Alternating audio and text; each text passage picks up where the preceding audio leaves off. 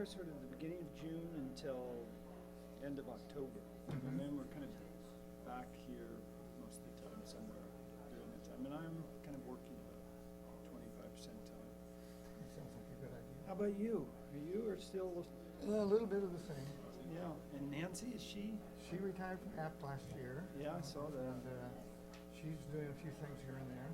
Right. But managing her time. She wants to. Just kind of short-term consulting stuff? Does she limit it to APT or is she? No, not at all to APT. It's World Bank mostly related stuff. Oh. But she's, you know, she's around. We've got a new granddaughter. Ooh, So wow. she's the Friday nanny. Yeah, that's Where right. she is right now, Right. taking care of the granddaughter.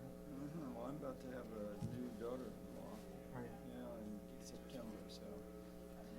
Well, I'm sorry when we went to Scotland, we enjoyed your advice, but we weren't there. So I know, well, I we're have to go there, back. so, yeah. When was it? I forget. This is about 3 years ago. Yeah, yeah, Edinburgh's beautiful, isn't it? Yeah. It's just a Amazing. beautiful city. It's a great place. Anyway, I know you're about ready to start. Well, so good to see you. Say Yeah, hello to Nancy I will.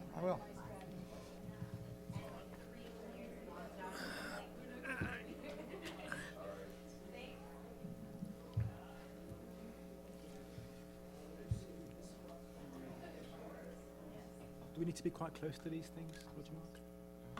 Or is this okay? Not too close to that either. Okay. This seems to be on.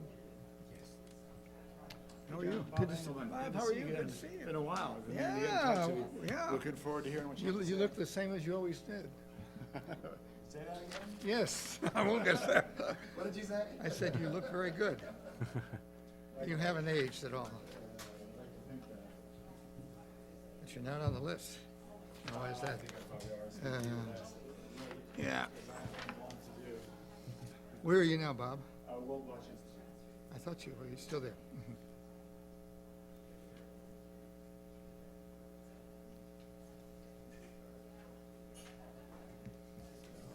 Good, thanks.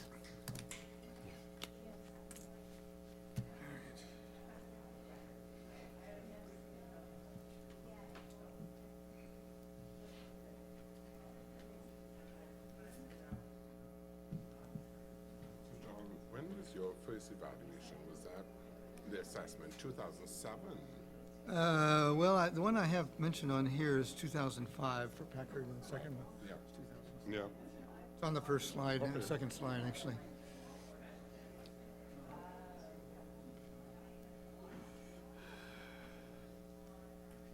It's definitely cooler than when I was last here. It was July and it was really quite hot. Well, you missed July, out. of course. I know. But Yeah. it should Spent the winter with us. Yeah. Did you get flooded when you were there? Thankfully not where I was, but not far from.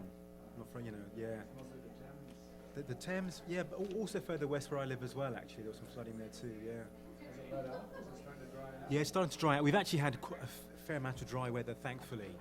But yeah, but the worst affected areas I think are still underwater. It is, yeah. And yet no one's talking about climate change in the UK. Yeah, right. Well, send me the Right. It's convenient on the weekend. The Millennium Alliance for Sustainable Development, something like that. And Population Institute, I think. Yeah, right. Population Institute. Yeah. So it's a joint event. Right. I can look it up for you if you like. Well, when you send it to me. I'll send you. Yeah.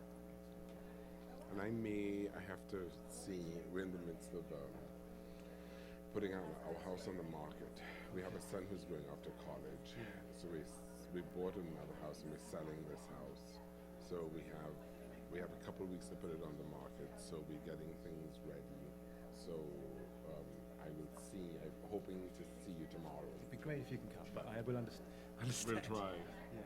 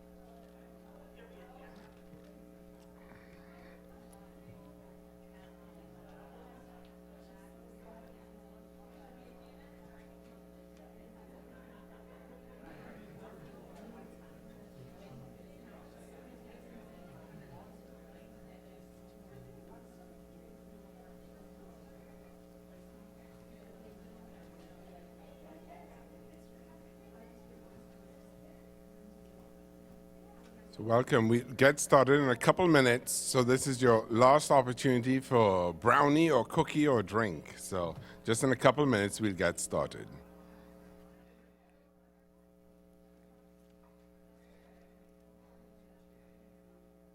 Hello. How are you? You know Vik? Hello. Yeah, I recognise you. Shannon I work in the Snyder. Office of Population, and for another week or two, I'm the PHE advisor, but we have a real one coming in. Yeah. So nice to She was You, a you real too. one. That's Clive, is that? Pardon? Clive, is that right? so everybody knows. Yeah, yeah. So anyway, we're thrilled to have him. Great. So, yeah, so he'll be starting with us. Okay. And I know. Hi, Shelley. John, I probably have worked with your wife over the years. Right. That's the way it usually happens. Yeah, so I'm actually really a pop person. I think I'm making this environment stuff for us. Oh, Good to see you. Thanks for coming. faking. What's this faking? To learn.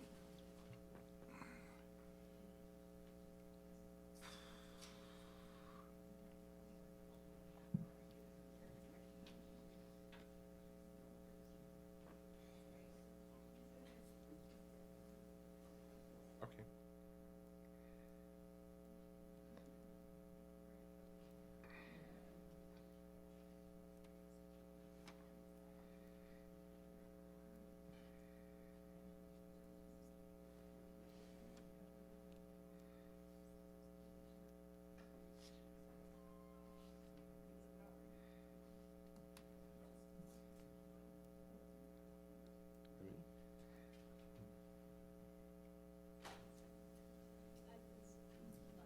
Okay. All right. So, well, good afternoon and welcome. It's good to have a full room on a Friday afternoon. When we were thinking of doing this event, both John and Vik said, do you think we can get a crowd on a Friday afternoon? But I'm so pleased to welcome you here. And in chatting with a couple of you, I saw a familiar face, and I said, hi, it's good to see you again, and remind me of your name. And Françoise said, I'm coming from New Jersey. I said, really? Well, did you just happen to be in town? No, I've come just for this. So just to let you know that we have people who have made a trek just to hear you today. So thank you, Françoise, for making the trek, and all of you for coming here to the Woodrow Wilson Center. As many of you know, we serve as the official living memorial to President Wilson. And as some of you may have heard me say before, our president and CEO, Jane Harmon, refers to us at the Woodrow Wilson Center as an intellectual candy shop. And I know you're eating some brownies and cookies, but she said, where you also don't get fat on spin. So I like to think of us in that regard, particularly with regard to today's topic, Making It Count, Evaluating Population Health and Environment Programming. I'm hoping that today we'll have lots of time to have a meaningful discussion. We have a couple brief presentations, and we'll show you a very short film of just 10 minutes, but we're hoping that we'll have a lot of time for interaction and really get to the intellectual curiosity part of the Woodrow Wilson Center's mission, but also to think about what this means in terms of important development programming. So welcome again, I'm Roger-Mark De Souza, and I direct our work on population, environmental security, and resilience here at the Wilson Center. And as always, with this programming, we're very grateful to USAID for its support on this important work that's connecting population, reproductive health, family planning, and the environment.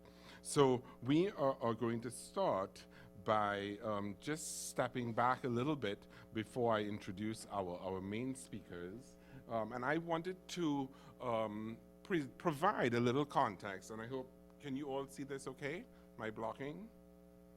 A little context on population health and environment and where we've come from. And this was something that I presented last year in November when many of us were meeting for the International Population Health and Environment Conference in Ethiopia. And many people came up to me and said that they found it was very useful to have a little sense of where PHE has come from, where have we been. So I'd like to talk a little bit about that and present the work that has been done in terms of evaluating PHE in that context. So I'd like to start a little bit about the origins of the PHE work. And just to say, this is from my perspective, so I'm sure some of you may disagree a little bit with how I characterize things, but it's a little bit of my personal perspective. But I remember when we started looking at the integration of what we were calling, eventually called in the early stages, community-based population and environment programming, that then evolved into PHE, population, health, and environment. We really started by looking at the basis of rural development projects. And this was important to me because I was talking to someone when we were in Ethiopia in November who said to me, isn't this just new wine in old bottles? Is it really new? Isn't it just these integrated rural development projects again? And no, PHE programming is very distinct, it's very different. And we built off of the lessons learned from these early phases of the rural development projects. And in the 1980s, some of you may remember the integrated conservation and development projects, which were very broad, very ambitious, and had limited success. A lot of the evaluations of those programs at that time determined. And population and environment emerged, building on the lessons from these initial approaches to say, let's have a smaller, more focused approach at the community level where we can pilot test these models and think about how we can incrementally learn from the evaluations and assessments of this work to continue refining and developing this field. And I think that's important because very often we sit back and have these conversations about evaluation and we forget how young we are. We're not an old movement. This is an approach that is fairly recent and is being tested, and I think in that context, it's very important for us to focus on what we continue learning as we move ahead. So those are some of my ideas on the origins. And I think of the 1990s, those to me were very much the who are we years. In those early phases, we spent a lot of time talking about what do we call this approach. Is it a community-based approach? Is it population and environment? Is it population health and environment? What does that mean? And it was interesting that in that time, an organization which many of you know, Population Action International, was working with folks like Bob Engelman and Carol Vogel and a number of others who did convene the meeting of what were called community-based population and environment projects to discuss what these projects were. And we all met in 1999 in Washington, D.C., and noted that 42 of these community-based population and environment projects existed globally, and that had been documented by Population Action International. And the community of practice at that time drew lessons from 15 of these projects. And we were very concerned in thinking about how do we bring on the large conservation organizations like AWWF, like A Conservation International, to be part of this movement. And that was very much where we were at that moment in time.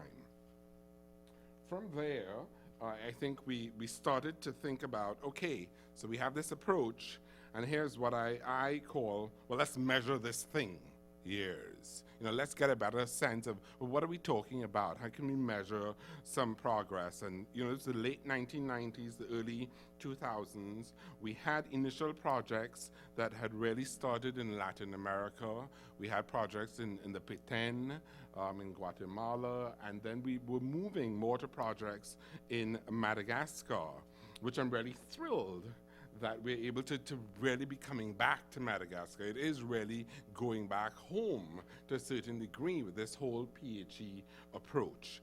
And in Madagascar in 1988, we were really focusing on questions of environmental health. There was a lot of discussion on champion communities. How do we measure this work? There was a network called Voir Salam. There was a Population Reference Bureau had established a network of journalists called Intermedias with support from USAID that was helping journalists and the media cover these linkages and take it to policymakers. A lot of the key players at that time were Conservation International, JSI, the Environmental Health Project, Population Reference Bureau, and we were looking at models of community engagement. We started having discussions about scaling up. We were talking about policy engagement, and within that context, we started talking about monitoring and evaluation. And Madagascar emerged at that point as a champion community. In 2004, USAID and Population Reference Bureau convened a meeting to talk about what was happening specifically on the evaluation of population health and environment projects. We brought together all of USAID's grantees working on this integration, and we met in Thailand at the time of the IUCN World Conservation Congress, and we had lots of discussions about M&E, logic frameworks, evaluation frameworks, integrated indicators. We worked with measure evaluation. We talked about innovative strategies for bringing HIV/AIDS onto the PHE agenda and what that meant. And we had a workshop, and coming out of those discussions, toolkits were developed for monitoring and evaluation. And a lot of discussion about integrated indicators. Was that valuable? What it meant for the community? How do we move that forward? But really at that point in our mind, we were seeing a lot of good success in Madagascar in those early years. And we started thinking, where else can we take this? How can we replicate this elsewhere? And then we started thinking about East Africa, and we started thinking about the Philippines. So then we then moved to thinking about, in the mid-2000s, how could we implement this approach? We've had some early successes on evaluations and assessments that John will talk about. He was very instrumental at that moment in time.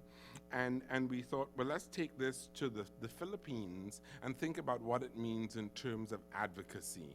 And really started implementing this approach in a very decentralized context, given the decentralized policymaking environment. And it really offered opportunities for engagement at the local community level in the Philippines. And we were building on the lessons from Madagascar. And there were new partners coming on board. There were stronger conservation, community-based partners. And we began testing even further these evaluation methods. We began talking a little bit more about operations research and how it meant in terms of testing the robustness of the value added of PHE. So it was a very, very exciting time for us. Many of us were involved in these efforts.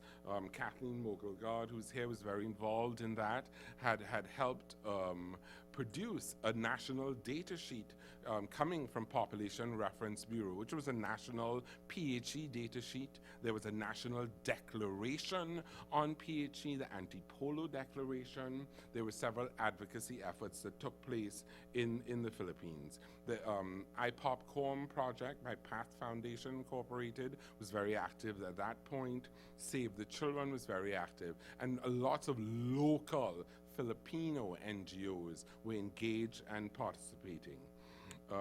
We worked very closely at that time with the Legislative Committee on Population and Environment, which was a strong advocacy arm legislating and advocating with national legislators and trying to get PHE on a broader development and family planning agenda. And at that time, we explored different models of integration.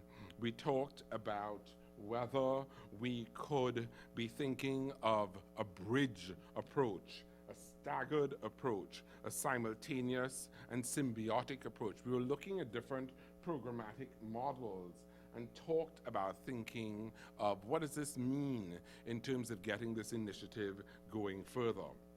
And I remember the fifth stage was those years in 2006, 2007. And I remember this movement was really up and going. And I was talking to a program officer from one of the major foundations who had supported this work. And I said, well, your foundation has expressed a commitment to continuing to fund this work. And he said to me, you must be nuts. No way is that ever going to happen.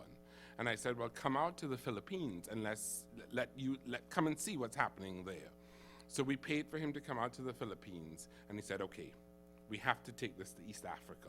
We have to get this to take root, and let's start with Ethiopia.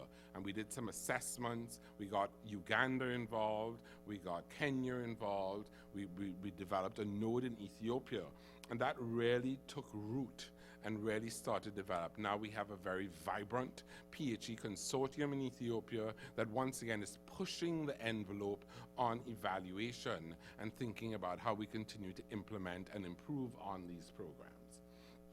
So that's a brief introduction and gives you a sense of this movement, where we've come from, where we've been geographically, and the importance of evaluation along the progression of this PHE approach. So with that start, I wanted to ask John Pielemeier, who has been involved in these initial assessments on PHE, and John continues to do evaluation and assessments for USAID and other programs generally. So I've asked John to talk a little bit about his experience, what did he discover when he did the initial assessments, and then to reflect upon what he's doing now, what he continues to learn about evaluations and assessments, and to reflect back a little bit on those years when he did those initial assessments on PHE. So, John? Pass me the clicker. Can you hear me?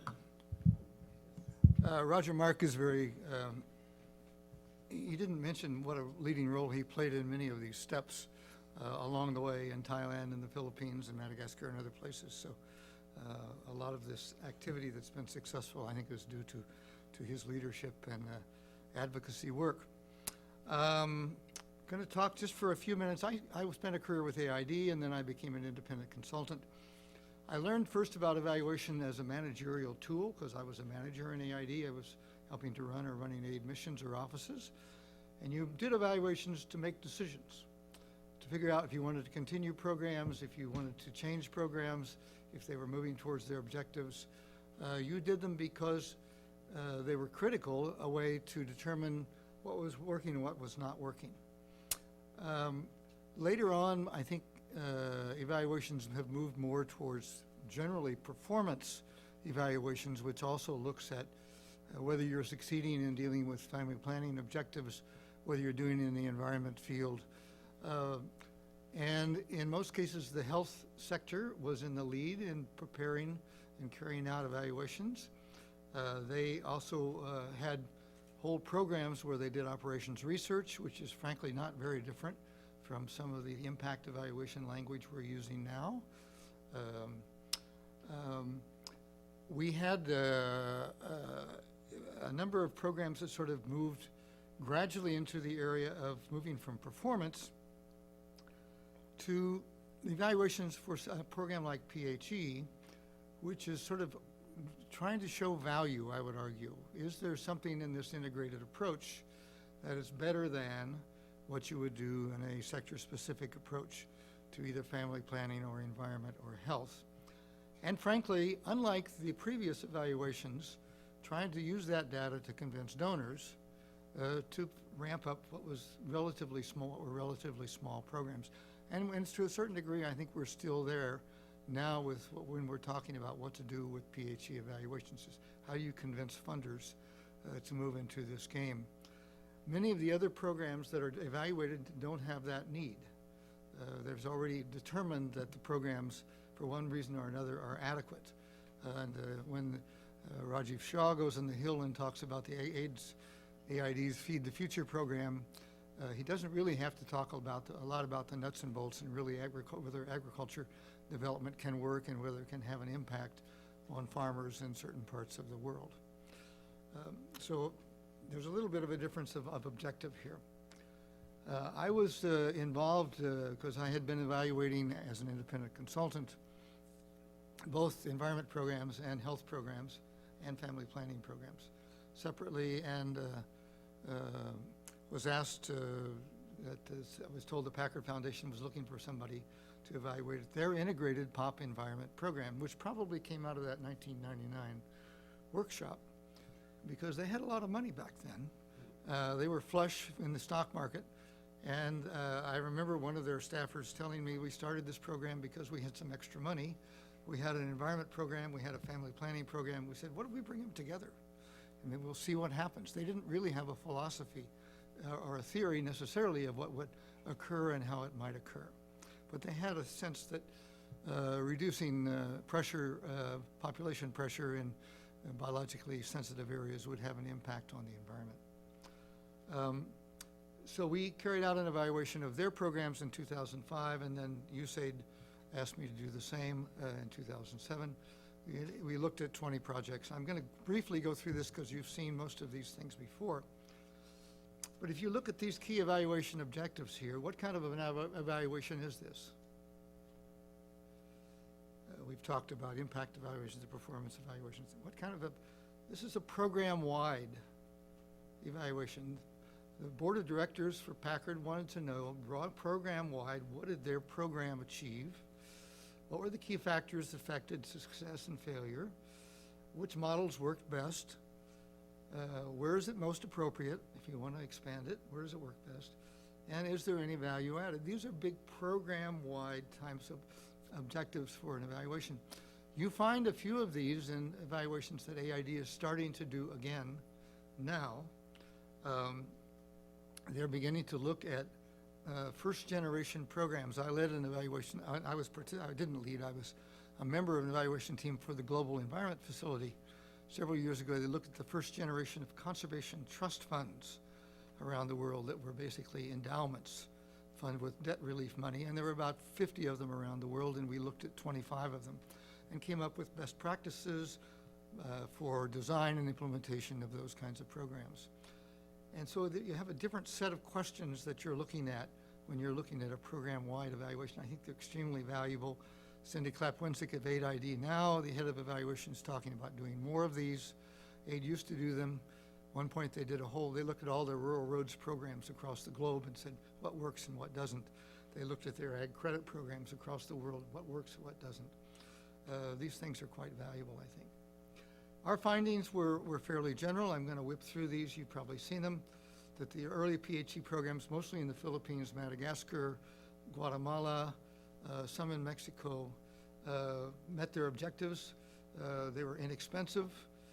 Many community mobilization techniques would work, and you could get results in a couple of years. Both environment and health NGOs could adapt to do cross-sectoral programming. For family planning, we found greater access to men, adolescent boys, changes in perception for women, especially if there's a credit component. And for the environment side, greater in female environment, increased participation of adolescents, benefits from linkages to POP environment, and again, the microcredit involvement was quite important. And then importantly, these are things that the health people don't necessarily want to hear, the environment people don't necessarily want to hear, but people in the field do, the practitioners. It's cost effective to have an integrated program because, you know, you have one boat going out to an island rather than two a week to talk about what's going on. You don't have the health people going one day, the environment people going another day. I remember a village leader saying to me, well, I only have to fill out one piece of paper, not two, and that's really what I prefer. There are a whole lot of advantages to efficiencies in these integrated programs. We carried this out. When I started with Packard, I said, well, did you have a model when you gave up these grants to all these organizations for monitoring and evaluation so that you had a set of indicators that were to be measured either in the monitoring process or evaluation? And they said, no. We just received proposals and we gave grants. And they give us a quarterly report. And there's no real model we gave them for the quarterly report. So in terms of preparing data to basically justify these findings, the data generally wasn't there. It wasn't something that you could aggregate. So most of this data information came from talking to practitioners, talking to beneficiaries in large numbers of locales, asking the same questions, and just comparing the answers and finding out what seemed, from their points of view, to be effective and what wasn't. This is not an approach that would work for your PhD dissertation, but this is what we had. Today, we have a variety of evaluation options available. Impact evaluations, experimental design, as Roger-Mark mentioned, the IPOPCORM program in the Philippines has been doing impact evaluation reasonably successfully. It was tried in Madagascar and failed. The data there was too much contamination from nearby villages. Basically, if you do this kind of approach, you can't change the program midstream, and you can't have any influences from outside of the community. So in Madagascar, you had people influencing what people were doing, both on the POP and on the environment side, from neighboring villages, and learning from different projects that happened to be in the neighborhood. So we got no useful data out of the whole Madagascar approach. It's very difficult to do impact evaluation. Cindy Clapp-Winsek will say it's extremely hard even now. AID doesn't want to do very many of them. The World Bank and the Center for Global Development do want to do more of them, but they are correctly saying if you're going to do them, you have to start by integrating it into the design of the program. When you design the program, you have to have in mind having the impact evaluation later on, 5 years or 10 years down the line. You can't start the process after the project has been running. Performance evaluation are the same kinds of did we succeed in what we hoped to do? Was it done properly? Program-wide evaluations, we just talked about 2 of those. Theory of change evaluations, I'm on a team now with Matt Erdman, doing a theory of change evaluation for landscapes in the environment sector across 9 landscapes. You're comparing theories of change or hypotheses of change across contexts. So I was in a meeting with some people when AID and State were putting together their quadrennial development and resource program 5 or 6 years ago. And so the State Department guy said to AID representative, said, well, how do you do agriculture? Can you explain to me how you do agriculture? And all those who've worked in the field will say there's no easy answer to that. It depends on locale and everything. So this guy, who was very bright, said, well, how do you do diplomacy? Can you write it down on a piece of paper how you do diplomacy? So these are things that theories of change try to get at how you do agriculture, how you do a program for community-based natural resource development, how you work with improving law enforcement for dealing with landscapes or biodiversity, and trying to see what commonalities you have across projects. We also are talking about process evaluations and case studies, and I think Vik will talk more about that. And that seems to be more from the inside out, rather than the theory down. What's the theory of change and whether it works? I think the process evaluations and case studies are more from what is working in our villages and our communities, and what commonalities there are, and what linkages, and how do we build up from that to build perhaps theories that can be replicable across different projects. So there are a variety of there's a lot of vigor and a lot of interest in evaluation now. Roger-Mark and Lauren asked a number of our practitioners and experts in the field who aren't here today to give some comments on this topic, and I've pulled 3 of them. No, before I get to that, I briefly talked to people in AID, and I said, well, what do you want in terms of your evaluations? Do you have a common theme? Every time you do evaluations, what do you want in terms of answers? The environment people said, well, we want to talk about whether the key principles of our programs are utilized. Threat-based approach, adaptive management, sustainability, scaling up, and ecological change. We want to see that in our evaluations. Whether they're in PHE evaluations, I don't know. Reproductive health people said, well, What we report on to the Congress is protecting the health of women, children, reducing unintended pregnancies and abortion, mitigating the impact of population dynamics. That's what we want to see in our evaluations. The health people were more general because they have a broader spectrum, and they were saying reduce child and maternal mortality and halve the burden of malaria. So if PHE wants to respond to those constituencies, we have to think about whether we're looking at these kinds of factors and indicators in our evaluations. The community gave some interesting points on this topic. Lynn Gaffigan, who's an old colleague and friend, said we ought to evaluate the interactivity that makes PHE special and evaluate the invisible changes. I love that term. That comes again from what is it that brings the value added to the process. From the M&E Roundtable, we have need to leverage the comparative advantage of each individual sector. How do we do that?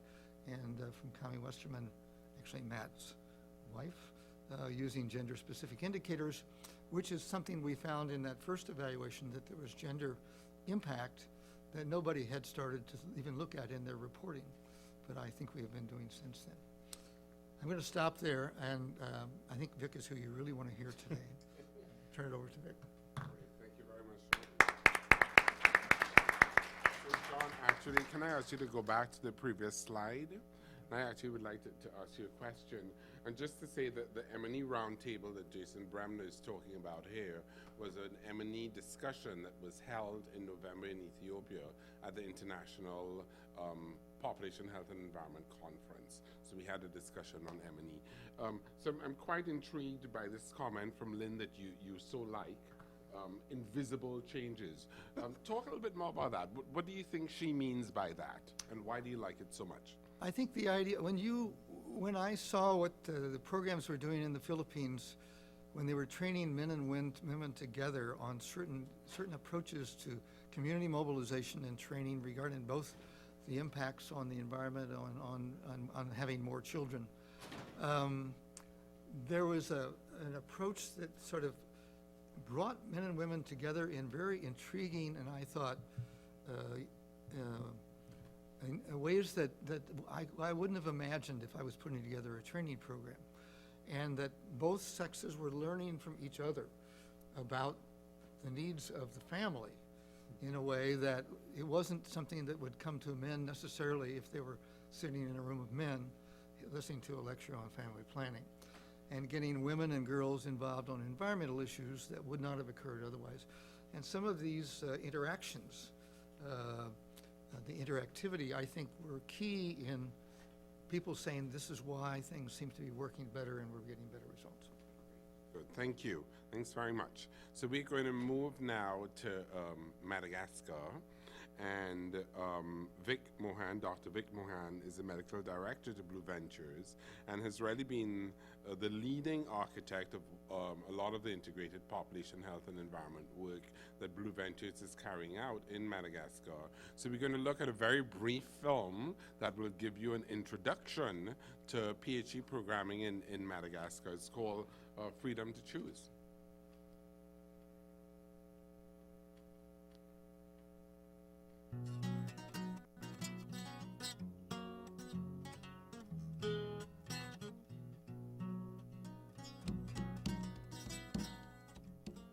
Madagascar is a place unlike any other. Separated from the rest of the world for over 100 million years, it's home to a staggering array of unique plants and animals, making it one of the world's most important biodiversity hotspots. The island's incredible abundance of flora and fauna doesn't finish at its shores. Madagascar's waters support one of the largest coral reef systems in the world and a rich diversity of marine life. Semi-nomadic communities in the southwest coastal region, known as the Vezu, or people of the sea, have strong cultural ties to the ocean and depend entirely on the marine environment for food and income. Due to their extreme isolation, they lack access to even the most basic of health services. Taloha zao zahay andavadoaka etoa, nja magniranao ny fanjampy ty raha eo, tena sarotsy satria lavitsy ty hôpitaly misy ny raha io. Toko farafakely zany 15 km zay ty mariniky. Fa ty ankamaroa izany 50 agny le 45 km agny. Ka voatery zao zahay etoa njatahanao an'io fanjam-piteraha eo lasa tsy tafavoaky tsy avy agny satria tsy anan-tsarety tegna no tsy anan-tôbily fa andeha an-tomboky. Fa voatery zany lasa miteraky tsy fidiny zahay. Driven largely by an unmet need for family planning services, the population of these coastal communities was increasing rapidly. Women were having an average of 7 children. Maternal and infant mortality was extremely high, and the population was predicted to double every 10 to 15 years. Tegna mihena marigny velomam-poan-draka satria tsy manahaky ty taloha. Taloha mbony maro sady maro le rahan-drano no vitsivitsy koa ty olo tamin'ny taloha. Zay zao ka ty maha tsy misy azy zao naniky io ny fahamaroan'le olo zao lasa tsy misy zao le vokatra. Ary maro koa ty mampiasa fitaova hafa koatrin'ny taloha. Overfishing, along with threats such as climate change, is degrading the marine environment upon which traditional Vesu livelihoods depend. And the situation is compounded by the lack of livelihood alternatives in the region. Marine conservation organisation Blue Ventures is supporting communities to respond to these interconnected challenges in an integrated way. This approach reflects the inextricable links between people, their health, and the environment. Blue Ventures has supported the development of a locally managed marine area called Volundriak, which means to live with the sea. Communities work cooperatively to outlaw destructive fishing practices and set up marine reserves. This protects the marine environment whilst helping to sustain the fisheries upon which their livelihoods depend. In direct response to the huge unmet family planning needs that these communities expressed, and in a bold move for a conservation organisation, Blue Ventures also started to offer voluntary family planning services. This program is known locally as Safidi. Dikan'ny safidy zany amin'ny teny anglais de freedom to choose. Ny nahatonga tenaran'ny programma ty hoe safidy zany de ny fandrindram-piteraha zay omenay am'le olo dia tsy antery fa sitrapon'le olo dikan'izay safidin'le olo zany no manao anazy. De anjaran'le olo manao an'le fandrindram-piteraha zany no misafidy hoe firy tiaja tiany hateraky na ombia i te hiteraka an'le anakiny. De anatin'ny fandrindram-piteraha koa zany misy karazana maro zany le méthode de anjaran'le olo misafidy hoe ino am'reto karazana fandrindram-piteraha reto no ataony. In addition to outreach clinics run by the midwife, local women have been trained to offer family planning advice and services in their villages. In remote areas where access is limited and trained health professionals are few and far between, this provides a valuable way of reaching communities with healthcare. Maro zany ty fifanany azoko mikasiky fandijam-piteraha maro bakeo mikasiky ny fahasalamana reny sy ny zaza ary mikasiky fahasalamana. Ka mahampanentana anazy zaho am'izao fotoana tsy mijano amin'ny mpanentana avao fa miasa koa zany zahay le arahagnasa zany raha io. This model has been developed through strong partnerships. Population Services International provide initial training for community health workers and help set up the supply chain for health products, while collaboration with Maristopes Madagascar ensures access to long-acting reversible contraceptives. Over 90% of adults in Volundriak are fishers. It became clear that alternatives were needed, not just to reduce pressure on the marine environment, but also to ensure the long-term sustainability of coastal livelihoods. Blue Ventures has therefore pioneered the development of community-based aquaculture for sea cucumbers and seaweed as a socially viable and economically lucrative alternative to fishing in the region. Tapakevitsy zay famboleana amin'io satria io ro fagnampy ty velomam-po ay mba hahazoa ay jala ikarakara izay raha an-tsagno ay zay raha manahiranay ao atokantsagno. Ty jala azo ay amin'ny fagnavilian'ny lomotsy io ivilia sakafo, karakara izay raha manahiranay na gny raha tiana ay amy mianatsy agny zay raha fitaova ila manahira iaby de Each component of this integrated population health environment approach is supported through educational activities. Ny fomba zay ataonay mba hanovana zay fitondran-tenan'ny olona zay zany dia miendrika maro samihafa zany fa miankina amin'ny olo zay ampitana ny hafatra eo. Ao ohatra ny olo sasany zay mila fahalalana ihany zany de ny radio, ny présentation ary ny postera no ampiasana anatin'izay rehetra zay. Ao ohatra ny olo sasany zay mila fanohanana manokana dia ny fikambanam-behivavy, ny fikambanan'ny tanora ary ny vondron'olona isan-karazany. Ny tombotsoa azo amin'ny fiarahan'ny conservation sy ny fahasalamana dia mahazo hafatry maro zany ny olo. Ohatra azo raisina amin'izany ny ampela mahazo hafatry mahakasiky ny tombotsoa eo amin'ny fanaovana réserve horita ary ny johary mahazo hafatry mahakasiky ny fahasalamana ara-pananahana. More than 80% of people in these communities now recognise the links between reproductive health, family size and food security. Ny tombotsoa azoko amin'le findindram-piteraha zany mba afaky manelanelana le fiteraha, mba afaky mikofokofo koa mba ampianarako an'ireto anako reto, mba mamaro tsaho de valiko zany miasa, de le karaman'ny valiko zany mba kolokoloanay ty raha an-tragno, de le variko zany mba atao goûté sy fisikinan-drozy, mba hitovizan-drozy amin'ty olo koa. Ampela afaka miaro ny tontolo iaigna i, de efa afaka sahady koa zany miaro sy miomana am'izay fiovaovan'ny toetrandro zay efa tena hita hoe miantraika amin'ny ponina rehetra am'izao fotoana zao. Integrating health, education, conservation and livelihoods enables Blue Ventures to engage with communities through a variety of entry points, share resources and save costs across programs. In the 6 years since the program began, the proportion of women in Volundriak using contraceptives has increased more than 5-fold, while the general fertility rate has fallen by over a third. Ny fandraisan'ny tetikasa fandram-piteraha amin'ny fanaovana réserve, ny fandram-piteraha moa dia manampy ny fianakavia amin'ny fitomboan'ny zaza ateraky. Ka ny fanaovana réserve kosa dia mampitombo ny vokatra zany mba tsy hena. Dikan'izay zany rehefa tsy mitombo ny ponina, miakatsy ny vokatsy dia mifandanja zany ireo vokatra sy fitombon'ny zaza reo, dia dikan'izay zany hoe tsy simba ny fari-piainan'ny olo, mahazo tombotsoa amin'izay fotoana zay. Blue Ventures has recently expanded the health program to another conservation site further north along the coast, now serving a total of 20,000 people across 50 villages. There's definitely immense potential for replicating this approach. Madagascar is not the only place experiencing these interrelated challenges of unmet healthcare needs, unsustainable reliance on natural resources, and environmental degradation. In fact, these challenges are faced through many biodiversity hotspots in the developing world.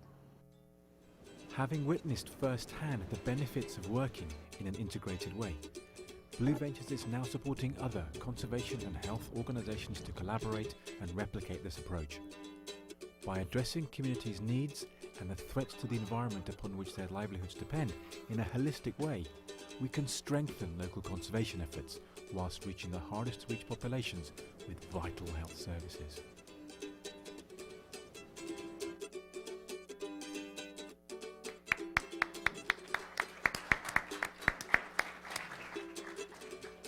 Thank you very much, Vik. It's good to hear your voice on the film. It's good to see the images. And so now that we know about the project, it's great to have you here. Welcome again. Tell us more about how Blue Ventures is looking at monitoring and evaluation of your work. Thank you, Roger-Mark. It's a real privilege to be back again so soon. So thank you very much for the invitation and the opportunity to talk. So good afternoon, everybody. I hope you enjoyed your trip to Madagascar. Beautiful, huh? So I come to you very much as a novice when it comes to the field of evaluation. but what I lack in expertise, I hope I make up for in curiosity. So it's with the spirit of curiosity that I approach this subject.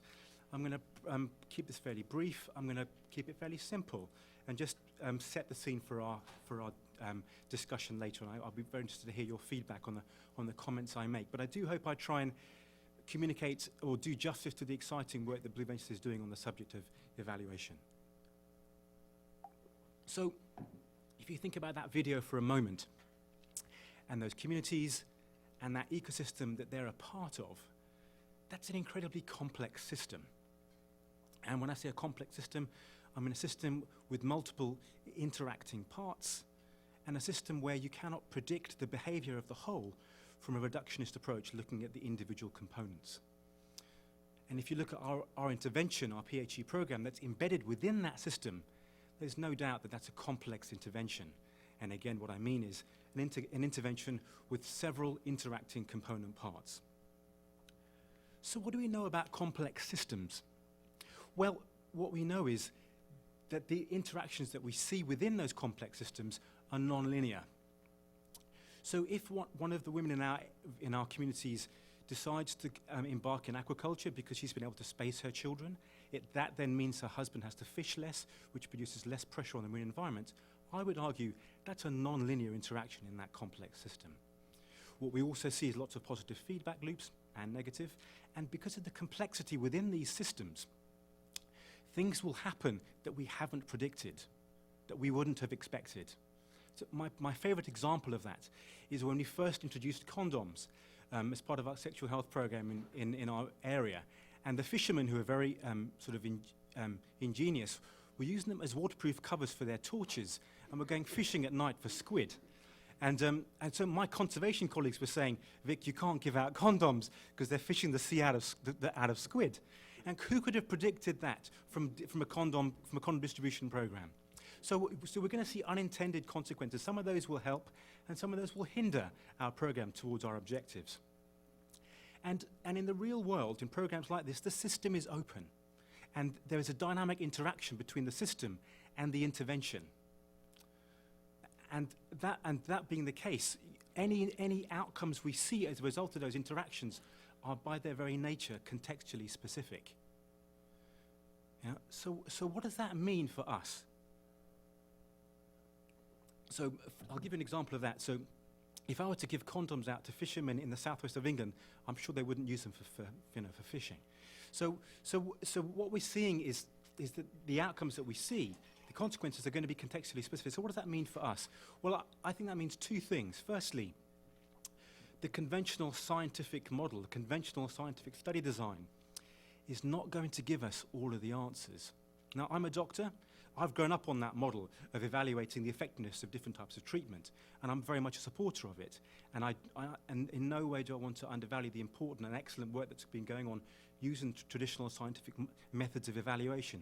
However, I'm not convinced it tells us the whole story. I'm not convinced it does a very good job at dealing with complexity or manages situations where the systems are open.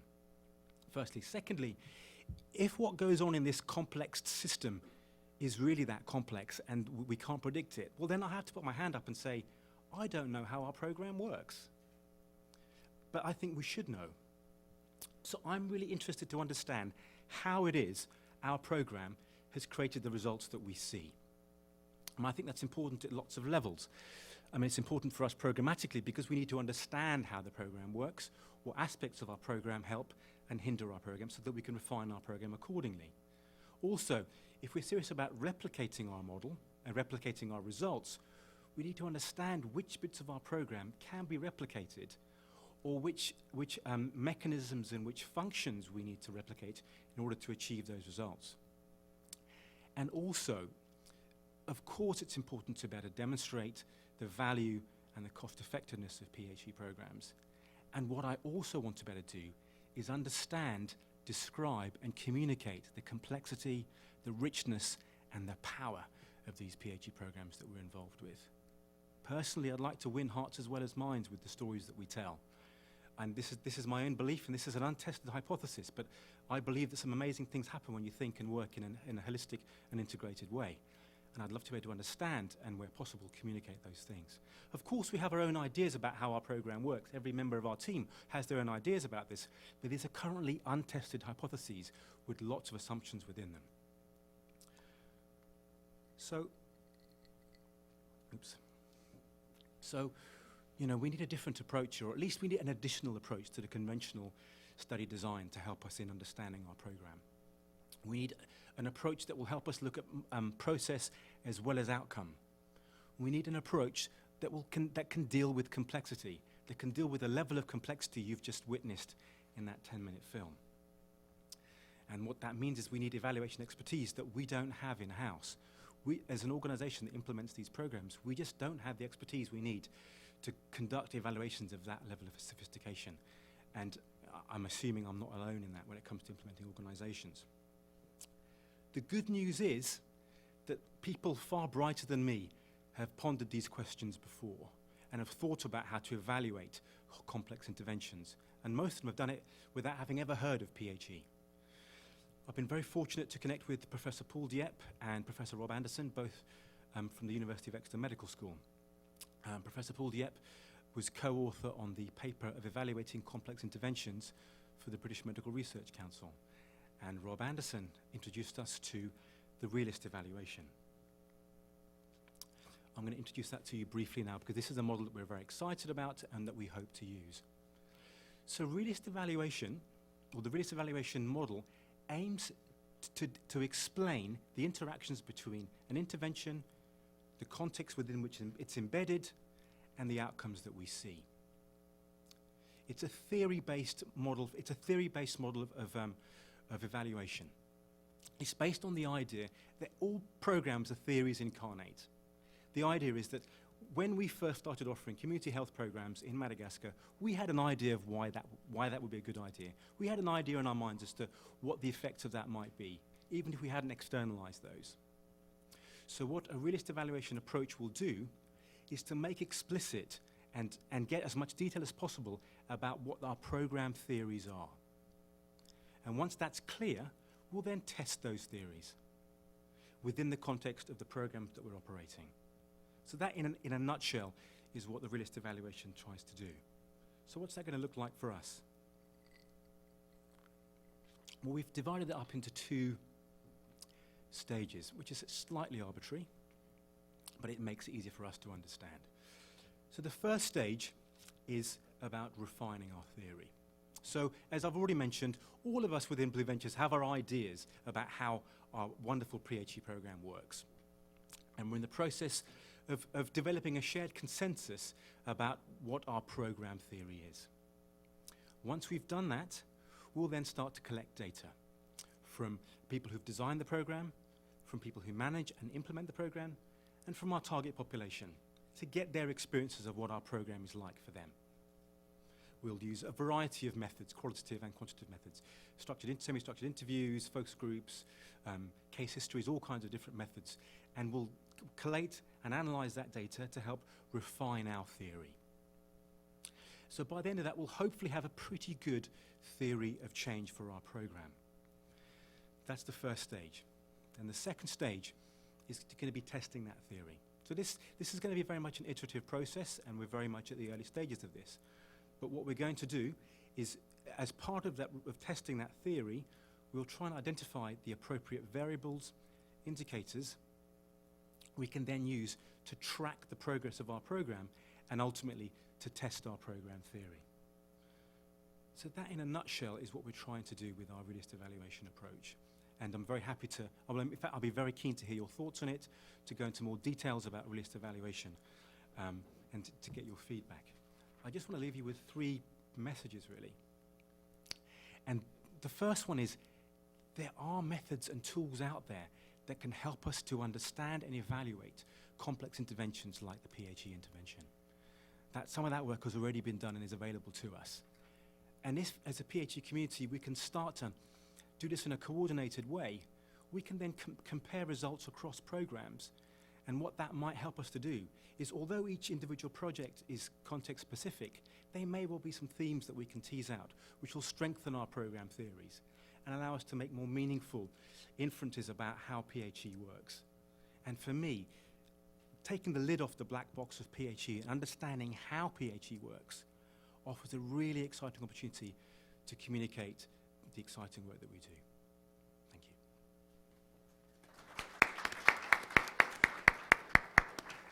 you. Thank you, Vik. That was wonderful. Great. We want to have as much discussion as possible, so let's open it up. So I'd ask you, as my colleagues come around with the microphone, to please give your name and your affiliation. And if you can keep your question or comment brief so that we can get as many of them as possible. So is there anyone who has a question or comment?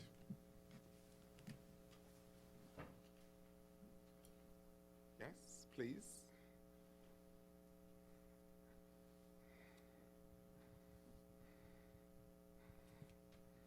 Hi, I'm Kathleen Mogelgard. Thank you very much for both of those presentations. It's really great to get updates from you, John, and to learn more about what's happening with Blue Ventures, Vik.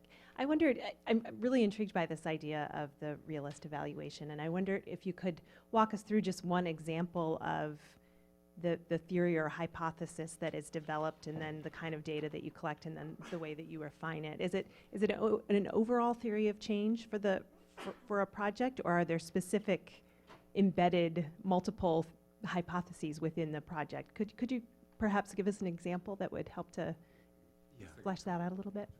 Okay, great. Thank you very much, Kathleen. We have up here in the front, Bob Engelman with the World Watch Institute. Thanks very much, both of you. Vik, I guess I tend to think of participant interviews as being very important. You had some nice participant or at least community leader interviews in the film that were helpful. I would think one danger is the problem of kind of a cross-contamination, that in order to enter into a community and gain its trust, there has to be a certain amount of explanation as to what you're doing and why you're there, and that that must complicate the process of then getting a completely fresh, original and unbiased assessment, since people often feel when they're being engaged in surveys, they want to be as helpful as possible and perhaps give back to you what they understand you're looking for. So I'm curious as to how, it seems to me almost, wouldn't it be ideal if you could kind of go into a community and say, we're not going to tell you why we're doing this, we'd just like to do this and we hope you'll trust us, and then tell us later if you thought there was any benefit to what we've done. But how you handle that's that kind of problem. Great, thank you. And we also have a comment or a question from one of our colleagues who's working on the HOPE LVB project, so Lake Victoria Basin. And this is coming in from Sono Ebe, whom many of us know. And Sono's comment, and it really gets to some of the points that both of you made in your presentation. And John, I hope that you could reflect on this coming out of your slide where you say this is what the constituents want us to report on. And Sono says, if the POP reproductive health donors really want a rigorous experimental design to test the value added, of integration versus sectoral, are they prepared to support that kind of research and projects for the long haul? So I wonder if you could reflect on that. Comment a little bit. Is this, how do we make this case with donors, recognizing that they are their standard indicators, and recognizing that there's a temporal element here? It really does take time to develop these kind of results. So 3 questions, a little an example on this realist evaluation, how you deal with cross-contamination at the community level, giving you telling you perhaps what you want to hear, and then Sono's comment about how do you make the case for donors to really think of the value added of integration. So, Vik, would you like to start? First two. Sure, please do, yes. So, Kathleen, thank you for your question. I just want to clarify I've got clear what you're asking. You want an example of what our theory of change might look like and how we would test that, or how we would get information about what that to kind of refine the model? Is that sort of?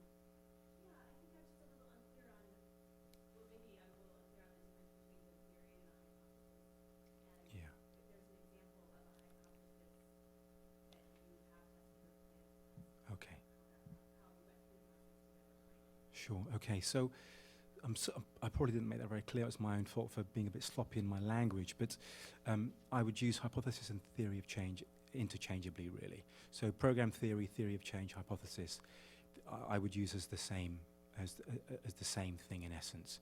And what I'm referring to is our overall program theory. The overall program theory, where we're looking at all of the different inputs and perhaps all of the different threats and all of the different outcomes that we see, and how all those things are interconnected. And what a realist evaluation is interested in is looking at the mechanisms and the functions between those different connections. So for example, one of the mechanisms might be, and this is untested stuff I'm just making up. So, for example, if a woman is better able to space her children, she then feels more able to become economically active. So she's more likely to engage in taking a job.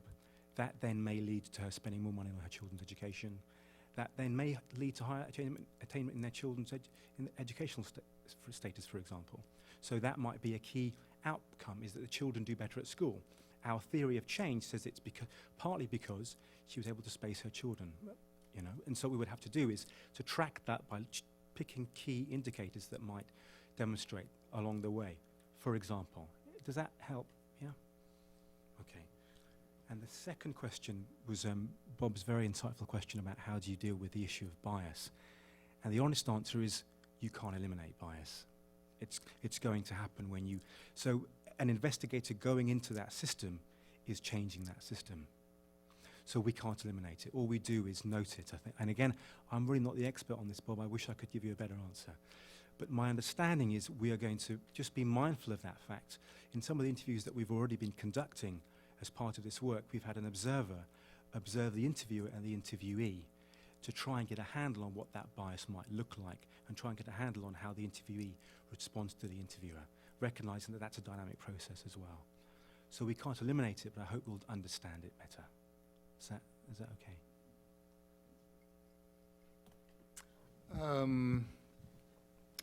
Well, thank you for the easy one, Roger-Mark.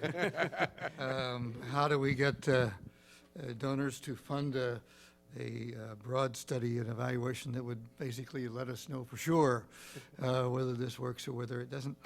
The good news is, I think, I look at my experience even more recently is still related to USAID funding rather than the World Bank.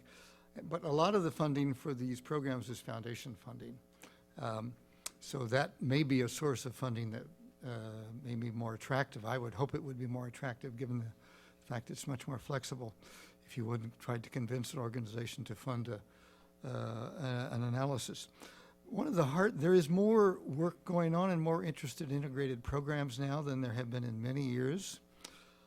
Part of it's coming out of the fact that reproductive health is under pressure as a standalone program and is integrating more with HIV/AIDS and with health programs, maternal health, and a variety of reproductive health activities.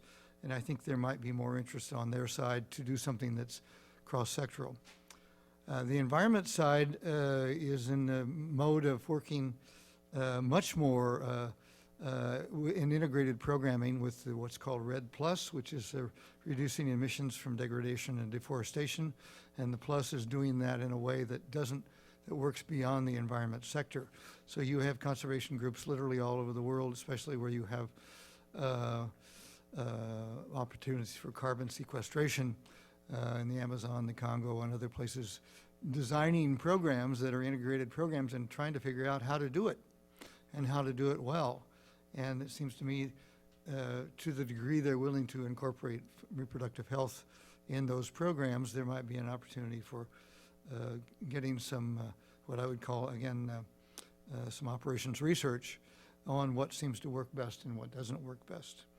Landscape programs are the aid terminology for part of AID's climate change activities, which are funded under a climate change initiative, and they are also integrated in nature. So these are the ones that I think have opportunities where you might have this kind of analysis. What are some of the problems with doing an evaluation of this nature? Part of it is some of the results are long-term. And that's why I think when we look at evaluating these programs, we have to look at sequencing. When you do a program when you're trying to save the forests, fisheries is different. I think in fisheries communities, you can get results. People tell me they see results in a year or two in the fisheries that are available, what's happening with the marine reserves and so forth. For environmental activities on land, especially you're dealing with forests or other, especially forests, the results are much slower. How many years does it take for trees to grow and produce, or to grow and even produce a product that's saleable? And so in those cases, environmental communities need, in my view, a short-term impact that the communities can see to build trust so that they will wait until they see the long-term advantages that often come from these environmental programs. So sequencing is important, but to evaluate, how do you, first of all, one person in Madagascar at one point, I think it was CI, said, well, how do you measure trust in a community? Well, I don't know how you measure trust in a community, but that's what you do. You're building trust with some of these programs. But to get a long-term answer that would be adequate for the environmental community on whether you really had a change in the biodiversity of an area, you probably have to wait 10 to 15 years. So I'm not sure how that process of evaluation is going to work. Thank you. So one question that came up when we discussed these issues at the M&E roundtable in Ethiopia was how can data be gathered from projects that link to national, regional government systems and goals? And I wonder, Vik, whether you have any thoughts on this. You know, we saw in the film that your colleagues talk about scaling up and replication and this being able to be applied elsewhere. Any thoughts on scaling up and tying data at a project level to a larger scale? When it comes to our health data, for example, we work very closely with the medical inspector and regional health institutions to ensure that we're collecting the sort of data that they need for their national health data. So we harmonise our data collection from a health point of view as much as we can with theirs. So that makes that relatively straightforward, and we'll use the same indicators wherever we go in Madagascar. But the issue of replication then becomes a very context-specific thing. Okay, good.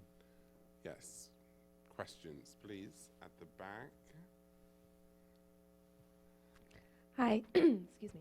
My name is Maria Elkin. I'm with GMMB. I was hoping that either of you could talk sort of about the role of advocacy, both within the context of some of these programs, but also within the context of the evaluation process. How do you evaluate advocacy, communications, outreach to press, local organizations and stakeholders, and sort of where do you see that going? Do you apply the same model? Thank you. Yes, we had, yes, at the back, please. Oh, yes. Hi. I'm Charles Hostovsky at the Catholic University of America. Do you see a trend in program evaluation towards more qualitative techniques over tried and trusted quantitative techniques? And if you do, how do you ensure the rigor of that qualitative research? It's a methodological question. Okay, thank you. Up front here, please. And then we'll take one more, and then...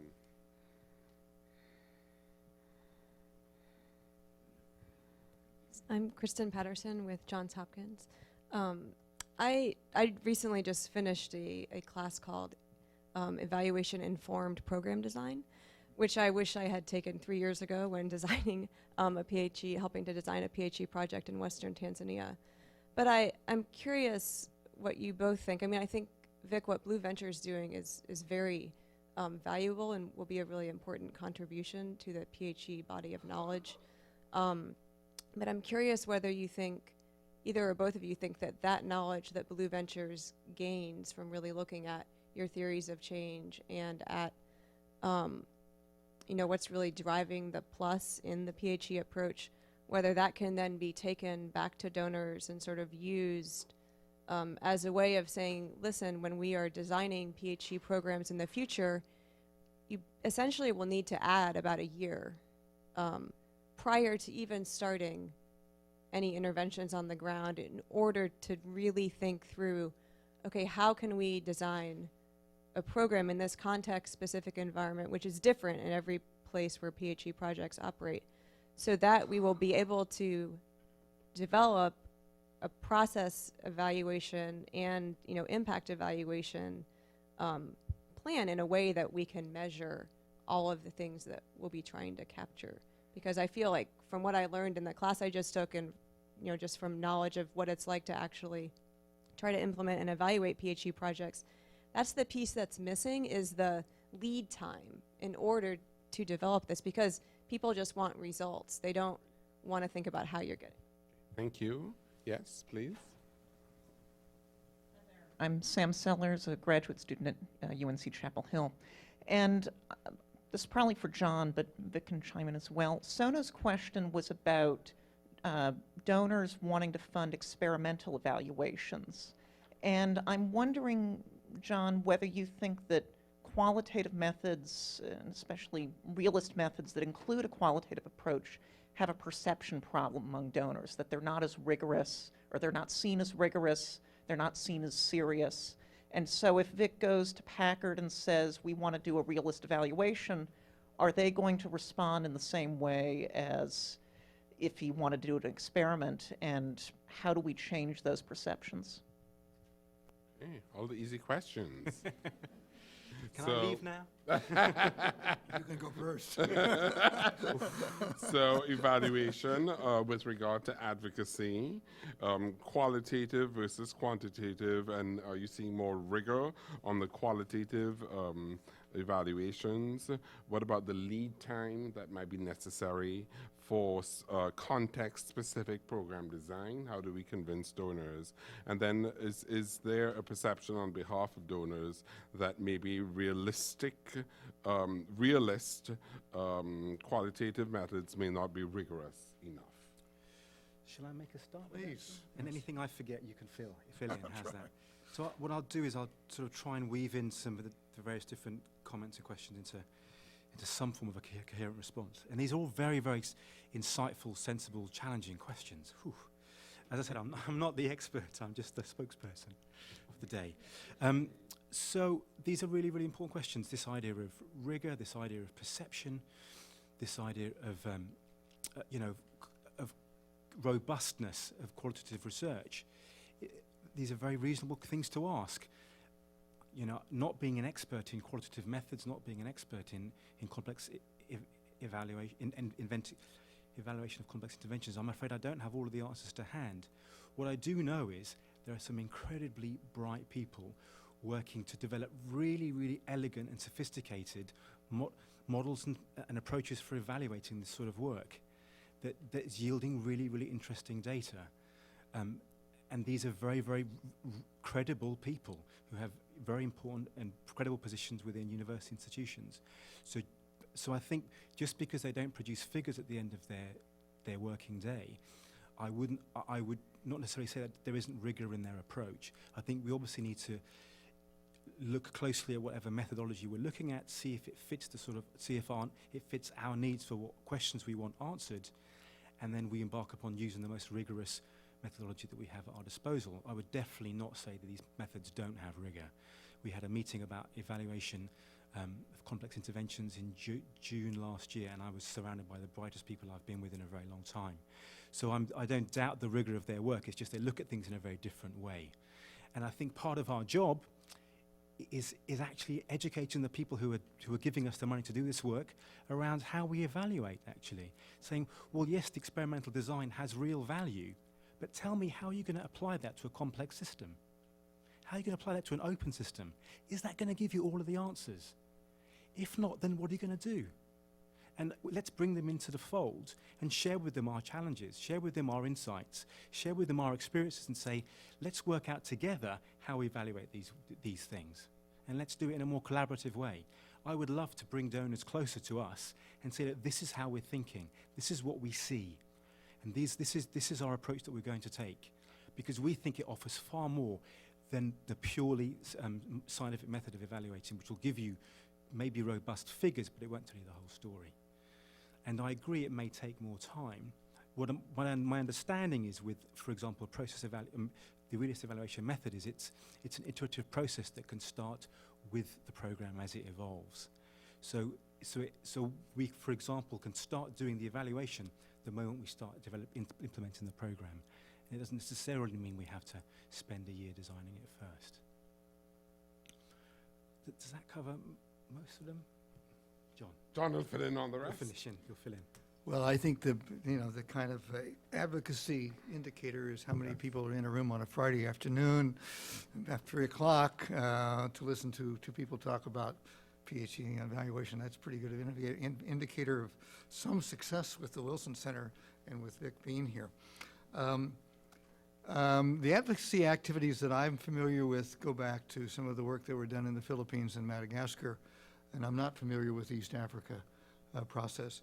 But the way to evaluate that was very simple and very easy to see. There were annual conferences in the Philippines where the numbers expanded year by year on organizations that came to attend and learn more about the program. You could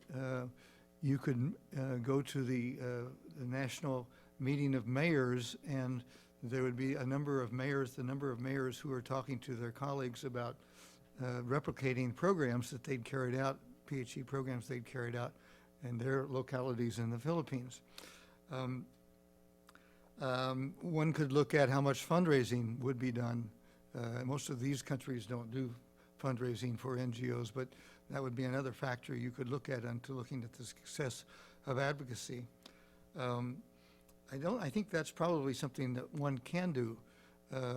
Part of the Packard program was also trying to encourage Americans to consume less in terms of the what they call their POP environment program, and there was a consumption, working with American organizations to put programs on TV in the United States saying, there's only so many resources in the world and you have a responsibility for reducing your consumption. It was very hard to measure any success of that program, to figure out how you would measure that part of the program. That was my colleague who took care of that, thank goodness.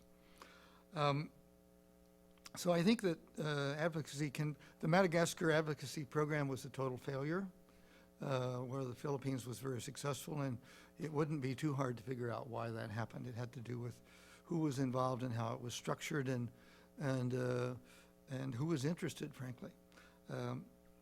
In terms of qualitative versus quantitative, I think in general there's a push for more quantitative evaluative information and more focus on quantitative indicators, which I think is really hard for the development world to deal with. Again, because it takes a long time for things to change, and they don't change in the same way from village to village, community to community, and country to country. But those figures I gave you on what the reproductive health people wanted to show the Congress, those were quantitative indicators. Change in number of, reduction of maternal mortality, reduction in child mortality, reduction in population growth rates, that sort of thing. And I think that's going to continue. I don't have any sense that there's a great move towards qualitative work. I do think that the kind of analysis that Vik is talking about, which is sort of inside up kinds of analysis, has got a lot of value, and we could probably learn from it as a profession and learn as a design community a lot about that. Whether it takes a year to put together an impact evaluation, I'm not sure that I'm not sure the experts have decided it takes that long yet to do it. I am too. I am too, but I'm thinking when you talk about putting together a new program in 30 communities, and you say, well, 5 of these are going to be test communities where we don't do family planning, and 5 of these are going to be test communities where we don't do environment, and deciding that from the start and trying to find ways to isolate those communities. I'm not sure how long it takes to design that part of the portfolio. Maybe you can do that faster than a year. I don't know what your professor said. But I'm hoping that we can learn from a variety of approaches to evaluation. I don't think there's any one way of doing it. The question is, I don't know what interest the foundations have in doing this kind of evaluation. Thank you very much. We have a few questions that have come in from online. So we have one question that is coming from our colleague Clive Matunga, who is asking, in terms of the PHE community, as a community of practice, doesn't it make sense to have a uniform M&E framework with similar or identical indicators? So that's one small question. Another question that has come in from Lynn Gaffigan, and we know Lynn well, very much involved in evaluations, and she has been listening to what you've been saying, John, today, and has said, as explained by John, evaluations and/or studies are undertaken with different objectives.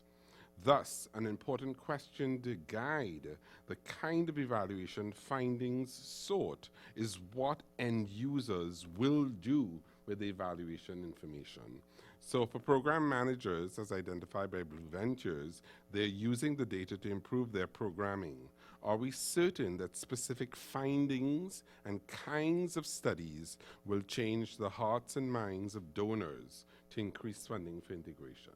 So once again, building on the points that both of you raised. And I want to reflect on a conversation that Peter Winch and I had earlier.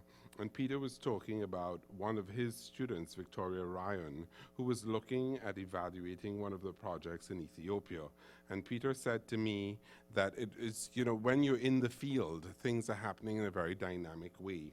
And he said that one of the challenges that his graduate student faced in communicating these concepts and ideas in the community in Ethiopia was that once she went in depth into the language issues in developing the actual questions that she was going to use the evaluations, there were some struggles. Among other things, she found, and I've seen this in other countries, that there is no good word to translate the word environment with the meaning we ascribe to it.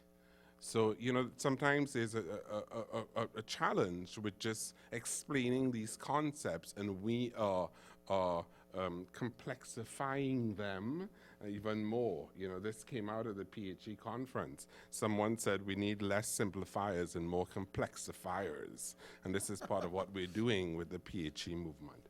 So let's open it up for perhaps a couple more questions and then take those sets of questions to conclude the session today. Yes, please.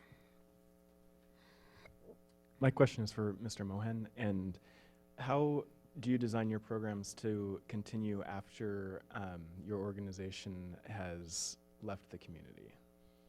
Thank you. Anyone else? Yeah, okay. Bob?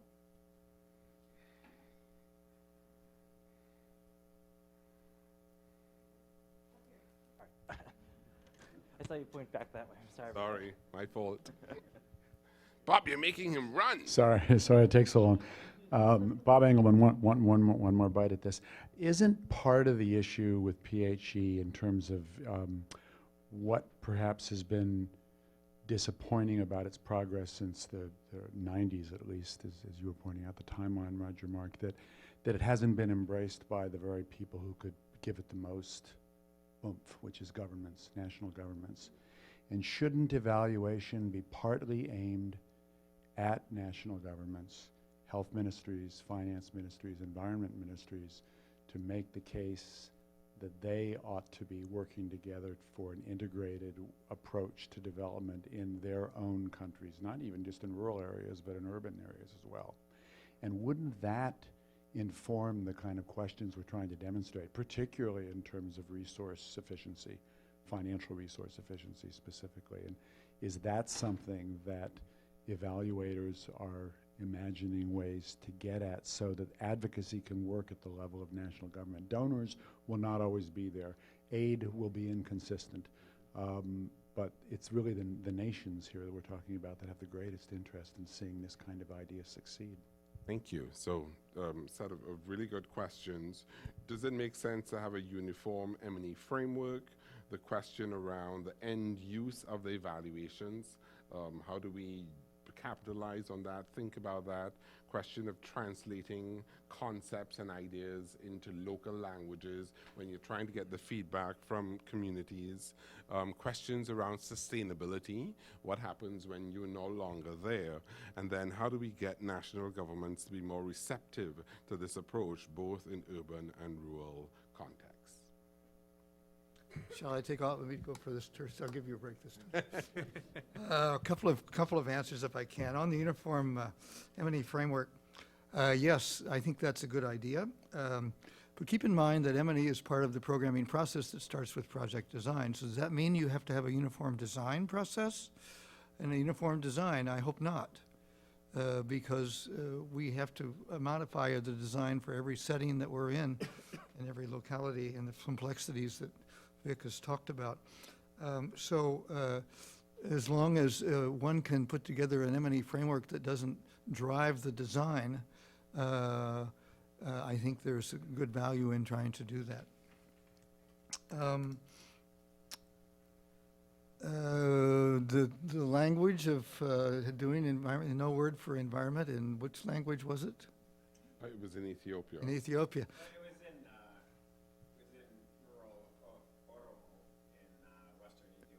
Uh-huh. It's one of the local dialects. I guess there are words, but there isn't a word that captures Right. what we think about it. Right. It's kind of related but different, the way they're using it. Yeah, I remember when I was doing design work in the Sahel many years ago and in all French-speaking countries, and we were trying to bring in people from Texas to talk about range management. You can't translate range management into French. The closest you get is pâturage, and pâturage is pasture, which is very different from a range and, kind of paddocks and all of the kind of thing Americans think of when they think of range management. So I think that's just inevitable, and there's not much. You can just do the best you can, and they're pretty much good linguists can find ways around those issues, I think. Many languages, have 15 ways of describing red or, describing their favorite animal, and we have one. But we have to just try to work through that. Why haven't national governments accepted PHE using evaluation results? I had a boss once who said that, you're not going to convince Congress to do anything with numbers. These people are politicians. They want case studies. They want people to come talk to them. And I still believe that good case studies and good examples of what changes in people's lives occur may have more impact than putting together a large series of numbers. The Philippine mayors who were talking to each other weren't giving numbers to the other mayors. They were talking about sort of how things were changing in their communities from their perspective as a mayor and in language that other mayors would understand. And those were politicians. It seems to me we have to think about what language will impact the political leaders. And I think more case studies and pretty pictures and movies and things like that, frankly, may impact them than a lot of details and numbers and theories. So building on from that, John, thank you. So the idea of qualitative information as well as data being important, I think, is an important one to stress. Yes, we need to be able to demonstrate that we can be effective at hitting specific goals through our programs, but actually the richness and the stories that we hear and we see and captured through qualitative measures, I think, will always be important. Coming to Bob's comment about governments and adopting integrated programming, I think you've hit the nail on the head. I think, wouldn't that be wonderful if we could persuade governments to do that? One of the things, when I spoke to Lynn Gaffigan a while back about our evaluation intentions, she said, who's your audience? And I think everybody has to be really clear about who our audience is when we're conducting our evaluation.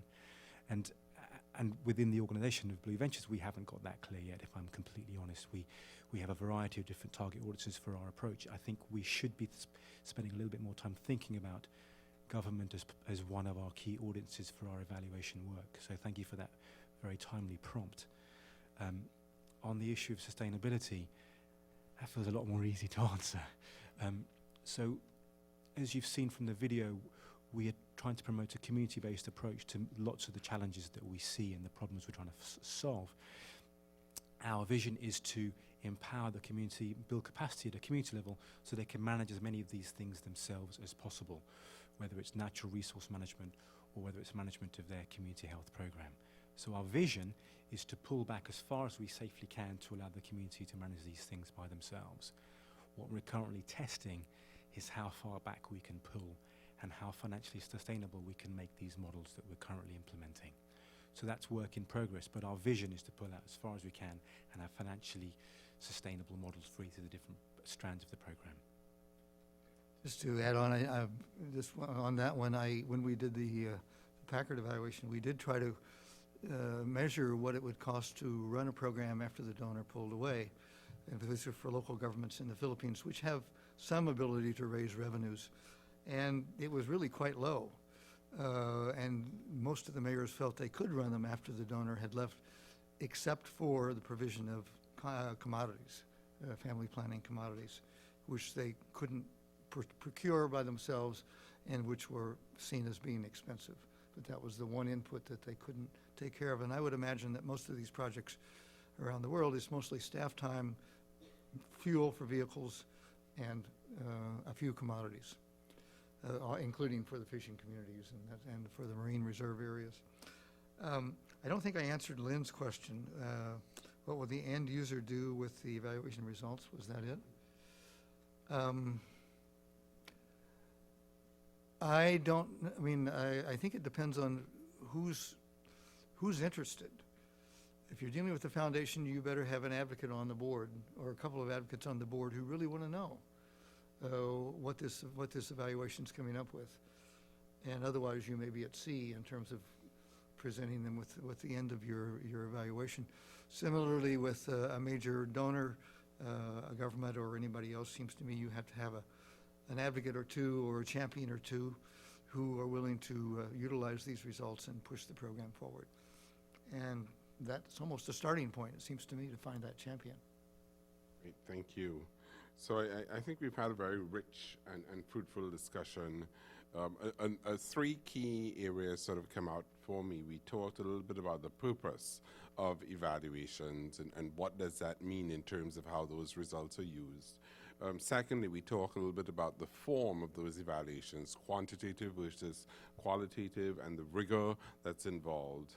And the final area that really stood out for me is, Vik, you put this in terms of being able to understand, describe, and explain what is happening in a context of complexity at different scales. And what does that mean at the community level, regional level, national level, but also for this community of practice working on PHE. So thank you.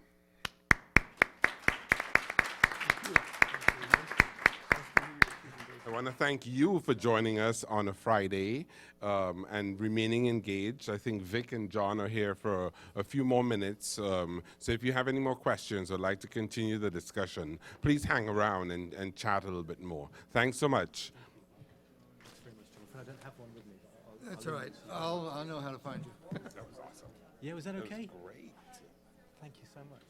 Well, hello there. You did make it. People didn't fall asleep. Thank you. Thank you, Roger-Mark. Hey. Did I answer your question? No.